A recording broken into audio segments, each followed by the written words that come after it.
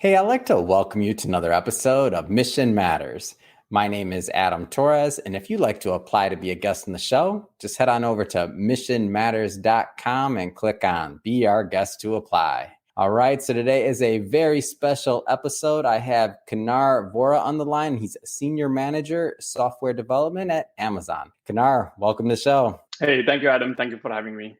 All right, Kanar. So I'm excited to get into today's topic. So we'll be talking about the upcoming book launch that we're doing together. And just a quick teaser for the audience, we will not be getting all the way into Kanar's writing and doing a deep dive yet, but we will touch on it. We will be bringing Kanar on for a second interview once the book is live and out there so that we can really do a deep dive. But just to get us kicked off, Kanar, we'll start this episode the way that we start them all with our Mission Matters Minute. So Kanar, we at Mission Matters, we amplify stories for entrepreneurs, executives, and experts. That's our mission. Kanar, what mission matters to you? Yeah, great question, Adam. For me, having been grown from an engineer, the mission that matters to me most is taking good or great engineers and making them into great managers. And, when I look at my journey too, I became a manager almost 17, 18 years ago. It was a pretty hard journey. I had to learn things on the fly. And, there are 2 or 3 things that go into it, which I want to do is educate our engineers on what goes into it and how you do it, the right skills that go into it. And, the more you think about it succinctly, it comes out to, doesn't have to be only engineers. It has to be individual contributors that we can make them into great managers. But yeah, that's my mission. It's awesome. Love bringing mission-based individuals and executives on the line to share, why they do what they do, how they're doing it, and really what we can all learn from it and how we can all grow together, right? So great having you on. And I guess just to get us kicked off here, give us a little bit more of your background. Let's go back to those individual contributor days, let's say. Well, I'll go a little bit further back to kind of just give how I grew into software development, a little bit more of that background, and then we can go into, the individual contributor as well. So for me, I grew up in Mumbai, India. And one of the, key pivotal moments I remember, Adam, growing up was in my 8th grade is when I first saw a computer. It's like love at first sight. You see a computer. I actually didn't know what it was. I knew it automated tasks. That's all I had heard about. And the first language I learned was BASIC on MS-DOS. Someone that's old enough to kind of remember those days, I learned that. But the reason I call that out significantly here is, that passion is what led me to actually become an engineer, right? I used to be so passionate about it that I used to grab every single time there. They used to kick me out of the labs. And really, I basically just grabbed all of it, right? All the time I could get. Even to the point when I grew into my college, into my undergrad as well, I actually took hardware plus software to just learn computers. And the second big area that kind of I want to cover here is, growing up, when I was coming up, I had one of these uncles who kept on saying, there's something called the internet coming out. This is back in 1995. And he was kind of very attuned into what was going on. If you remember, even within the US, 1995 was pretty early for the internet, early days. So what that actually did was gave me a very strong foundation to catch this wave. What we now take for granted today is the whole wave of internet, SaaS, cloud, all of the different technologies that have come in. So I've been very fortunate to kind of take that on as well. And, when you talk about the individual contributor journey, I started as an engineer, been very passionate about coding and development. But then we'll end up going into that as well as, how I made that transition from an engineer to a manager too. I want to stay in those early days a little bit longer here because I think, your fascination for computers obviously it came to you at a very young age, right? But at some point, as you were growing up, and I don't know if there was, a moment or if it was just kind of like an evolution, how did you know that this was kind of a direction that you could see, you spending your I won't say life, but, spending your time on and maybe even making a career out of it? And probably weren't thinking the word career that young, but when did you know, how did that evolution take place for you? Adam, it was pretty organic. It's not like one fine day you kind of get it. It's been kind of growing over the course of time. So one thing I also really like to call out is, I was very fortunate to have very supportive parents, who told me, you can do whatever you want growing up.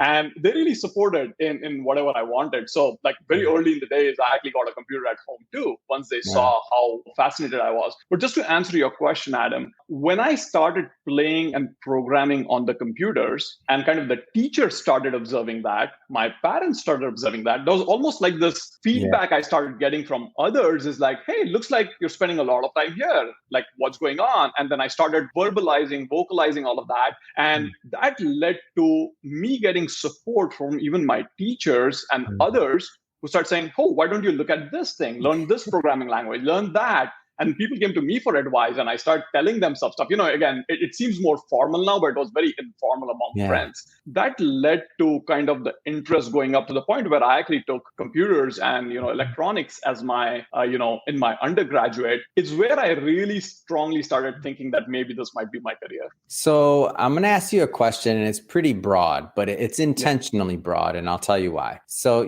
there's individuals that'll watch this now and going into the future, and obviously technologies change, platforms change, like everything changes, right? But if you were like, let's just say starting your career over today, like, let's just say you're brand new back in the field, with, the current landscape, and you're thinking about a career in technology, whether it's, as an engineer, software, or otherwise, what kind of things would you be thinking about, like going into the future? And I ask that question again, broadly, because, there's some people that'll watch this that are maybe not as far along in their career as you are. And they're thinking about, I love technology. I love computers. I love media. I love these things maybe, or software. Like, how would you be getting your footing in today's market?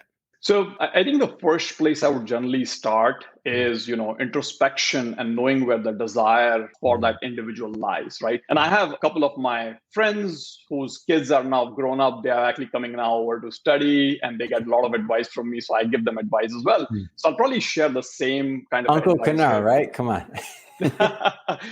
Well, that's the part, it kind of gets to you after a while, right? When someone calls you an uncle. But that's really what starts happening with age. But what's been very interesting is the choices that the students that have today, are much more diverse. And what I like to tell them is you need to have some sense of a desire in which area you want to go. And if you actually don't know, I give them certain areas to actually try it out. Like, programming is easy. It's cheap today. Like, if you want to try something out, it's so easy to buy a good computer, try out different programming languages. You have something called HackerRank as a website. There's LeetCode as a website. And, you can try these things out to really grow your skills in there. So I really encourage, some of the students to actually try those things out, see where their interest lies. And if they have good follow-on questions, I kind of encourage them in that direction. And the second part of it really is once you start knowing where you're trying to go, I can provide a landscape just being in the industry of, what are some areas, just like, one of that uncles that told me, go do the internet. It's something like that. I like to tell, upcoming students is what is that I see coming up in the next 5 to 10 years that they can grab that wave early because, they are innovators. Everyone's an innovator today. And I'm pretty sure some of these guys are going to come up with something that we never dreamed about. So, the part of this whole, I guess, coaching or that thinking mindset is really take their desire and funnel it to something that we don't know today, but something that can become really massive in the future. Yeah, it's great. And one of the things that I always like to bring up is that, the timing nowadays, people always, like, some people will watch this and say, well, Kanar started when internet started, right? Dating you, right? Way back when in the 90s. Oh my gosh, right? But like, to me, the timing now, it's just so ripe. Like, it's so perfect. Like, there's so much change and there's so much going on. There's so many different ways to add value. It's like, I'm always one of those people that's like, if you want to go out there and you want to try something, like do it like you mentioned, but it doesn't even outside of, let's say, your profession. You want to create a YouTube channel, you want to create a podcast, you want to write a book, right? I mean, you don't have to work through a publisher like us. You can do it yourself. I mean, however you need to do it. But the thing is just to go out there and to start. Like, you don't have to, like, the timing now, economies of scale, the way, the access to information. To me, I'm like, man, if I would have had some of these things when I was younger, it'd be interesting to see. But on the other side of that argument, right, is always like, there's just so much to choose from, right? Yeah. So what are your thoughts on timing for individuals that are entering the market now in terms of their career and thinking about maybe going on some of these paths? So again, I think it goes back to the desire and the choice, Adam, here, right? I think you did call out one thing which I do want to touch on is information overload. Early in your career, you think everything is important, and it's a little hard to choose one or two areas of focus that you want to kind of pursue further, right? So it's really getting some advice from either people who've been in the industry or people who know you well enough to be able to guide you to be able to take those next steps, I think is very important in these days. And I know you kind of touched on this, so I'm going to also touch on it, is like, if you look at just, let's take our current example, right? When Mission Matters reached out to me, I'm a first-time author now, right? Could I have done this all by myself, writing a chapter or writing a book? Yes, I could have, but the amount of uplift I have to do is higher. So, Mission Matters actually provided that platform for me where it became where I could leverage my strengths on the content that I wanted to provide, and you guys provide the rest of the framework for me to take it forward. I think the same model actually applies to everyone here, right? Even if you are a junior person, you are in a different trajectory of your career, you just got to figure out this one or two things that you want to do and really find the right mentors or right people who can help you get to that next level. And it's pretty easy to get in these days, getting help and getting advice is pretty accessible these days. It's awesome. So I want to pause for just a moment here. We'll definitely go further from the individual contributor role to really how you envision and how you help to make great engineers. But maybe just take a moment or two to just talk about your, what you currently do over at Amazon. At Amazon, I'm a senior manager, software development. What that means is I'm a manager of managers. That's what the role is. I lead a portfolio, which is a couple of different work streams is what I lead. I have managers under me that actually drive those work streams. And it's really very exciting because I'm in a role which is building kind of new capabilities, and it's like a startup within Amazon. So by the way, I don't know if I touched on this here earlier, but prior to joining Amazon, 20 years of my experience has all been in startups in the Bay Area, different stages and different types of startups. So I think it kind of, the gravity pulled me in where I gravitated towards this new initiative that we are building. It's called Buy with Prime. It's officially been launched. At least I can name what I'm working on. There are different aspects on it that I'm working on, but very excited to be building products that we really hope that shoppers and our customers are going to like in the future. Amazing. Yeah, I'm a huge Amazon fan. I count the orders, and I've been I don't know what year Prime came out, but I'm sure I was first.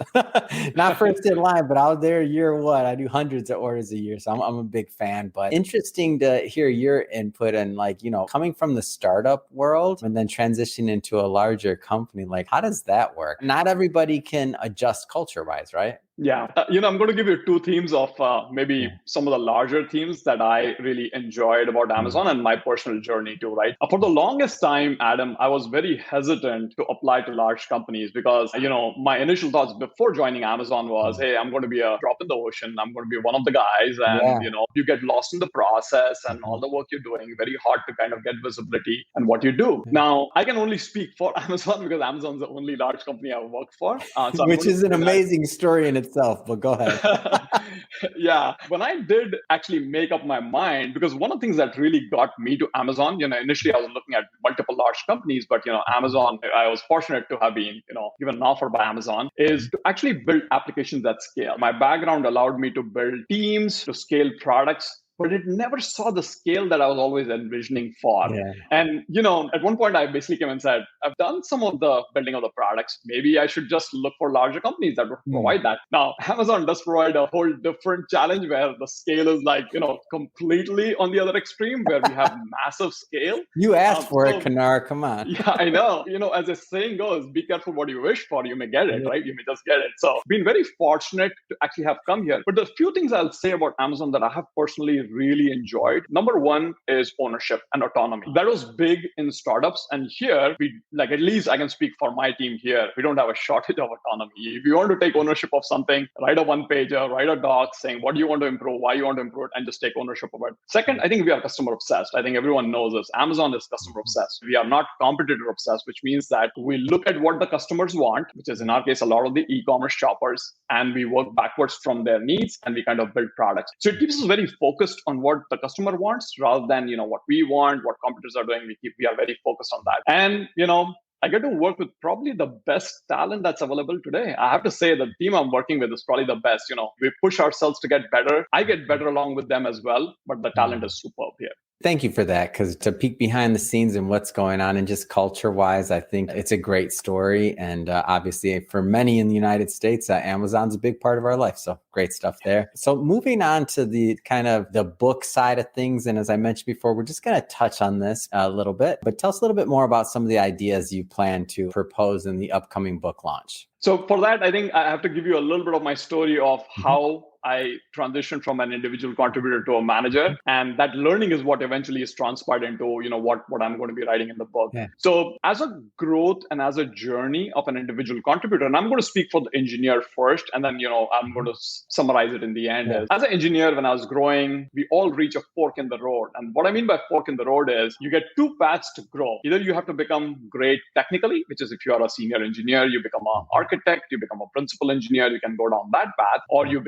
want to become a people manager. Now, the optics basically say that, hey, becoming a people manager is cool because you have so many people reporting into it, you can direct them to what to do and all of that. But the journey, when you start taking it, you realize it's a completely different journey than what you see. The one other thing I also like to say is that at least back in the day, we took some of our best engineers or good engineers and threw them on the deep end of the pool and said, just because you're a good engineer, you can be a great manager, right? And we said, go do this. Whereas that's not true. We know that, right? Management is you have to start all the way from bottom up. It's a whole new discipline. So for me, that conversation of should I become a manager or not, led to multiple iterations. But I'm going to quote one of my mentors who said something that really stuck with me. He knew I was proud about what I was doing. I loved coding. But then he mentioned something saying, hey, Kinar, you got to look at this differently. The chance to become a manager is basically an opportunity cost for you. And I was like, what do you mean by that, right? And he was trying to imply saying, as an engineer, you have so much of influence over the area that you work because you yourself are coding. It's one person influence, right? Now, you can grow in the tech path and have a larger influence, but still you'll have technical influence. But you go down the management path, you can have influence over number of initiatives you can manage, how strategic they can be, and what you can deliver is the business value. That's the influence you get. And then he was helping me calibrate between how the role changes. Like, one of the fundamental places where the role changes, which again, it's a hard learning for everyone, is you start as an individual contributor, but then when you become a manager, you have to deliver through others. It's not about what you can do, it's what your team can do. How do you enable and empower the team to get that? So anyways, that was a big learning for me. And hold on, I want to pause there for a second, because that's a big shift. It's like when you go from doing, but now you're responsible for others doing, like that's a big shift, not just in mindset, but it's not an easy thing to move into. Yeah. The part I think we all go through is the change you have to go through, kind of sometimes leaving your ego aside and also leaving the core thing that made you good is not what's going to make you good in the next discipline, right? Pride in your quality of code is not going to help you become a great manager. So right? true. It's a whole different discipline there, right? So when I did end up making that decision, again, I'm talking 2007, 2008, when I actually became a manager, the next thing actually went in is now I knew what, but I didn't know how. I didn't have all the skills in there. So I probably over those course of years, I made probably all of the rookie mistakes I made. I'm very thankful for my team that provided feedback. I still end up working with a lot of those folks, the engineers and the managers. So I'm very thankful for that. But really, the next area that I want to touch on, because this is what I've covered in the book, is, two things I'll cover is one, I found a resource. I'll call out the name of the resource here, but it's called manager-tools.com. And that is fundamentally one resource I found that provides actionable, management advice. What I'm saying, I want to repeat it again, actionable management advice. I did not think before I met these guys that was even possible. But when I learned through their framework, I realized it is actually possible. And the second thing I talk about in the book is, once you get to know the what and the hows, you also need someone like a coach. And by the way, for our conversation, I'm going to, interchangeably use mentor and a coach here. But really, I was very fortunate in one of our startups to actually have found one of my mentors. His name is Anil Khatri. He really helped me see around the bend. These are people who've actually played your role, have already been pretty seasoned. They get to know you well and they can provide you that insight. So, the combination of that knowledge and having a mentor has really helped me shape my career up to this point. And I love that you bring up the idea that there's actionable, especially for maybe the way that some people want a very specific framework, right? Like you can operate within that framework, but everybody's management experience is not necessarily unique. There might be unique aspects, but like you mentioned, somebody that's already done what you've wanted to do or been in that role or otherwise, like there's a lot to gain and learn from it. I'm sensing based on your story, like mentorship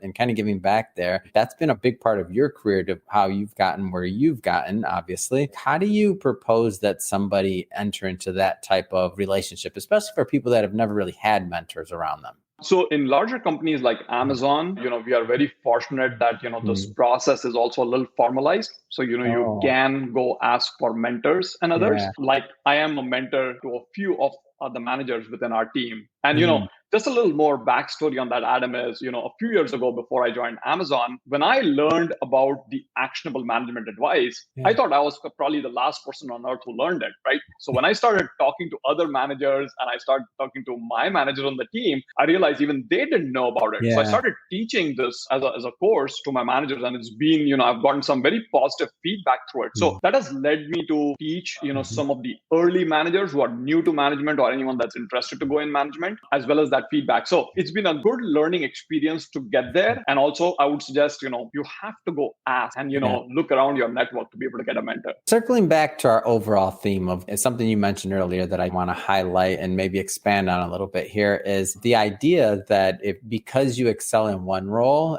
in this case, for our example today, it's being an engineer that maybe you've done well. Maybe it's assumed that you're ready for that next role, which is management or otherwise. For people that are maybe going to watch this and are kind of considering making that transition, like what are some things that you feel that have helped you along the way with that thought process or that you've mentored others on? Like what should they be thinking about when making that change? Yeah, I think one is to be very cognizant and aware. That's a whole new discipline.